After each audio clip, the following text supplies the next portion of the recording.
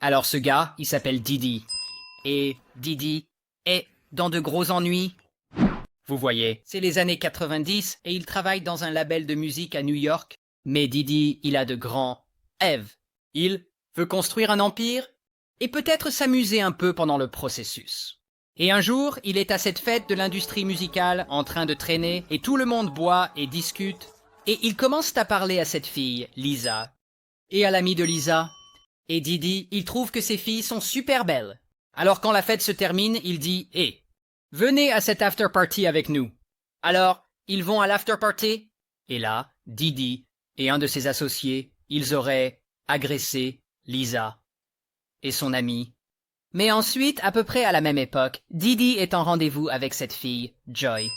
Et Joy est une fille sympa, elle est à l'université, et au fur et à mesure que le rendez-vous avance, je suppose que Didi commence à se rendre compte qu'elle n'est pas vraiment intéressée par lui. Oh, mais ça ne va pas arrêter Didi. Et apparemment, il glisse un petit quelque chose dans son verre, et à la fin du dîner, elle est complètement défoncée, et elle n'est plus du tout consciente. Alors, Didi l'aide à monter dans la voiture, puis il la ramène chez elle et il l'agresse. Oh, et il filme aussi ça, et il montre cette vidéo à plein de ses potes. Et puis, quelques années plus tard, Didi lance son propre label de musique et il commence à gérer l'un des artistes de hip-hop les plus réussis de l'époque, puis il devient lui-même un artiste de hip-hop à succès. Alors, le gars chire tout. Et finalement, il est juste incroyablement riche. Genre, il a tout cet argent. Et il achète un manoir dans les Hamptons. Maintenant, dans ce manoir, il commence à organiser ces énormes fêtes où tout le monde s'habille en blanc. On les appelle des fêtes blanches. Et il invite plein de célébrités, de musiciens, de mannequins et d'autres personnes qui commencent à percer. Alors, ces fêtes blanches, c'est à peu près comme des fêtes standards de l'industrie en général. Il ne se passe rien de vraiment intéressant là-bas, juste des célébrités qui font la fête. Sauf, parfois, genre, lors d'une des fêtes, Didi rencontre ce gamin qu'on va appeler Anonyme. Et Anonyme a 16 ans et n'est pas vraiment sûr de ce qu'il fait à l'une de ces fêtes, mais il veut vraiment entrer dans le monde du divertissement. Alors quand il rencontre Didi, Didi lui dit « Je peux te faire devenir une star, gamin ?»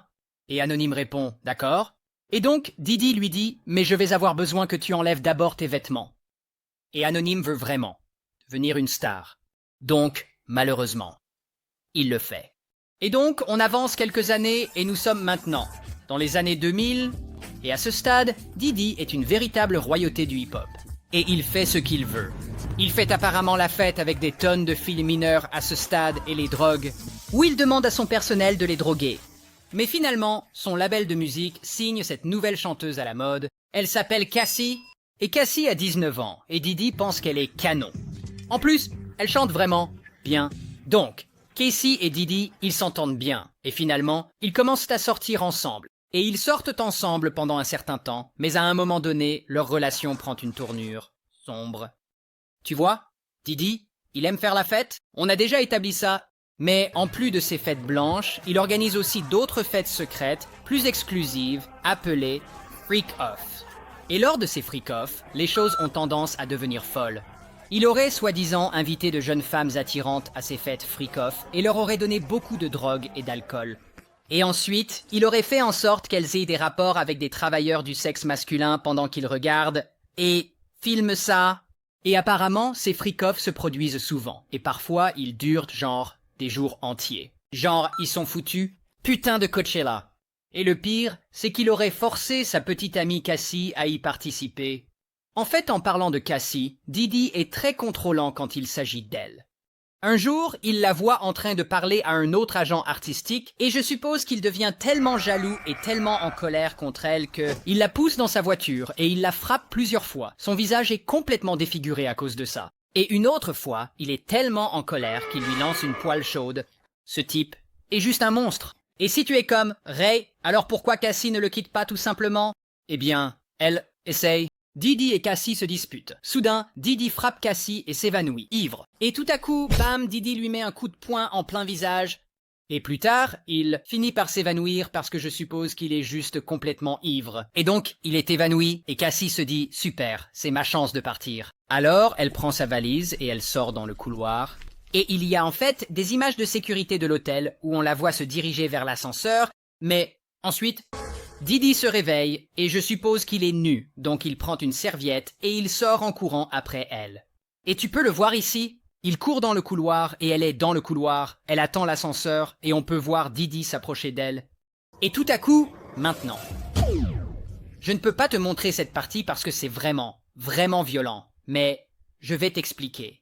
Didi la saisit par le cou et il la jette au sol et il la frappe violemment jusqu'à ce qu'elle soit inconsciente et ne bouge plus. C'est brutal. Il n'y a aucune défense possible. Maintenant, la bonne nouvelle, c'est qu'éventuellement, Cassie finit par le quitter. Apparemment, ils sortent dîner et elle lui annonce la nouvelle. Et comme tu peux l'imaginer, ça met Didi en colère. Alors, que fait-il? Il la suit jusqu'à chez elle. Il s'introduit chez elle de force et ensuite, malheureusement, il l'agresse. Oh, mais Didi n'en a pas fini, parce que des années plus tard, nous sommes maintenant en 2022, et il agit toujours comme un monstre. Et un jour, il engage un producteur, enfin un vidéaste, pour l'aider sur quelques projets. Ce type, Lil Rod, et il veut que Lil Rod produise quelques chansons sur son prochain album, et il veut qu'il le suive partout. Avec une caméra qui filme plein de choses, comme documenter des trucs pour lui, et ça a l'air d'un bon plan pour Little Rod. Il produit de la musique et il traîne à des fêtes avec la royauté du hip-hop. Didi. C'est trop cool, non? Mais bien sûr, comme avec toutes les choses liées à Didi, les choses commencent bientôt à vraiment mal tourner. Parce qu'éventuellement, Didi le fait filmer des choses avec lesquelles il n'est pas vraiment à l'aise. Genre, Didi le fait filmer le fait de droguer et d'agresser. Et bien sûr, ce n'est qu'une question de temps avant que Didi ne s'intéresse à Lil Rod lui-même. Parce qu'une nuit, ils boivent tous, et Lil Rod se retrouve avec un verre drogué, et il s'évanouit un peu soudainement. Et il se réveille nu dans le lit de Didi. Et il ne se souvient pas des détails de quoi que ce soit, mais il sait qu'il n'a consenti à rien de tout ça. Et donc, malgré toutes ces choses horribles qui se passent, il semble que tout le monde dans l'entourage de Didi soit trop effrayé, soit trop complice pour dire ou faire quoi que ce soit à ce sujet. Et il va juste continuer à faire tout ça, et il va continuer à s'en tirer avec ses actes malveillants. Jusqu'en 2022, l'État de New York, où la plupart de ces crimes ont eu lieu, a adopté une législation appelée la Loi sur les survivants adultes.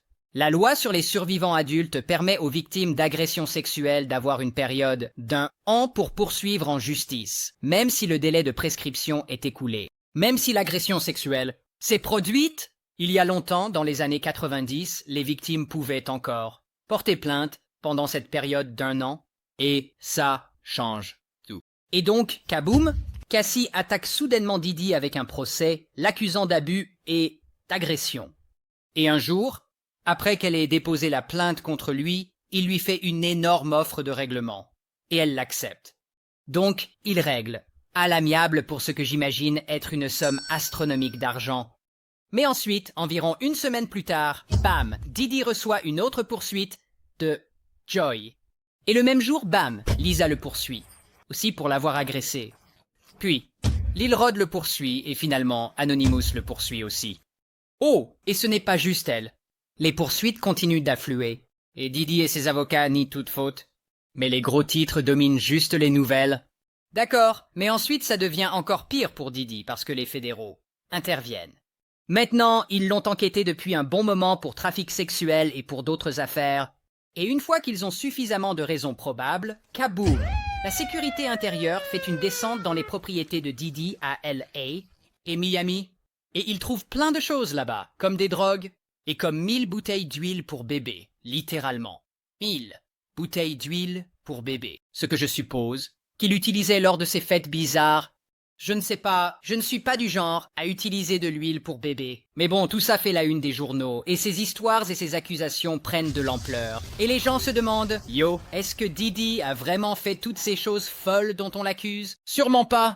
Mais ensuite, CNN met la main sur ces images de sécurité de l'hôtel de ce moment-là. Il a agressé Cassie et il le rend public. Et donc, le monde finit enfin par voir quelle horrible personne il est. Et donc maintenant, Didi doit aller et, comme poster une vidéo sur son Instagram pour faire cette grande excuse. Je ne demande pas de pardon. Je suis vraiment désolé. Et même s'il s'excuse pour ce qu'il a fait à Cassie et qu'il essaie de regagner le soutien du public, ça ne fonctionne tout simplement pas. Didi est officiellement un même synonyme de mauvaise conduite sexuelle. Et même s'il réussissait d'une manière ou d'une autre à regagner le soutien du public, ça n'a pas d'importance parce que les fédéraux continuent de l'enquêter et, donc, boum, ils finissent par l'arrêter. Et il est accusé de trafic sexuel et de racket et de transport pour se livrer à la prostitution.